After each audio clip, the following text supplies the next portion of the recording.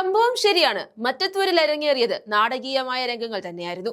നേരം ഇരുട്ടി വെളുത്തപ്പോൾ കോൺഗ്രസ് നേതാക്കൾ പാർട്ടി വിട്ട് BJP-യിലേക്ക് ചേക്കേറി BJP-ക്ക് പിന്തുണ നൽകിയ വിവരം കേരളം ചർച്ച ചെയ്യുന്നുണ്ട്.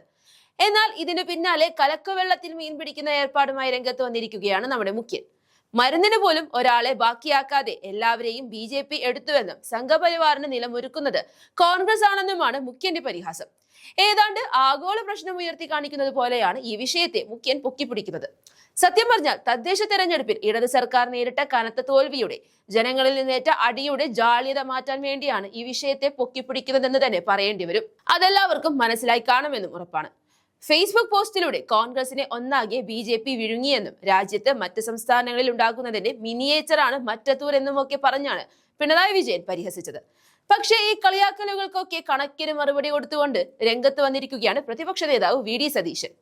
തദ്ദേശ തെരഞ്ഞെടുപ്പിൽ LDF തോറ്റ് തൊപ്പിയിട്ടിരിക്കുമ്പോഴും പരിഹാസം പറയുന്നതിലാണ് മുഖ്യൻ കൂടുതലും ശ്രദ്ധ കൊടുക്കുന്നത്.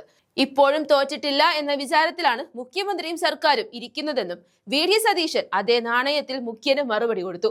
സർക്കാരെ, നിങ്ങൾ എന്തുകൊണ്ട് ഈ തെരഞ്ഞെടുപ്പിൽ തോറ്റുവെന്ന് ആദ്യം കണ്ടുപിടിക്കും, എന്നിട്ട് കോൺഗ്രസിനെ കുറ്റം പറ.